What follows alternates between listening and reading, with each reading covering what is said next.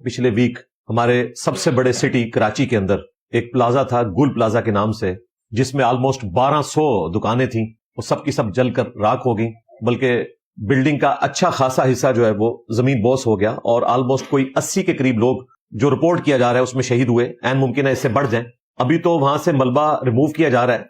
मैं गवर्नमेंट से भी रिक्वेस्ट करूंगा कि ये जो आप मलबा रिमूव कर रहे हैं तो इसमें आपने ये भी ख्याल करना है कि कई लाशें तो जल के राख हो चुकी होंगी, वो भी उसमें चली जाएंगी और बाद में पता ही नहीं चलेगा, वो गुमशुदा हजरात में ही शुमार किए जाएंगे ऐसे लोग। इसलिए बड़ी एहतियात से इस मामले को लेकर चले।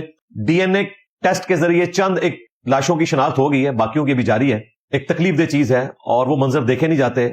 और इस मॉडर्न दौर के अंदर एक न्यूक्लियर स्टेट, उसकी हालत यह है कि 4-5 दिन तक हम सिर्फ अभी वहां लगी हुई आग को बुझाने की कोशिश कर रहे हैं और उस मलबे को साफ करने की कोशिश कर रहे हैं, और हर कोई जाके अपनी हाजिरी लगवा रहा है, चाहे कोई पॉलिटिकल जमात है, कोई मजहबी जमात है, और सारे जाके गवर्नमेंट को भाषण दे रहे हैं। और गवर्नमेंट के लोग भी बजाय इसके कि अपनी गलती को एक्सेप्ट करें और मुस्तकबिल के लिए कोई लाएमल तैयार करें।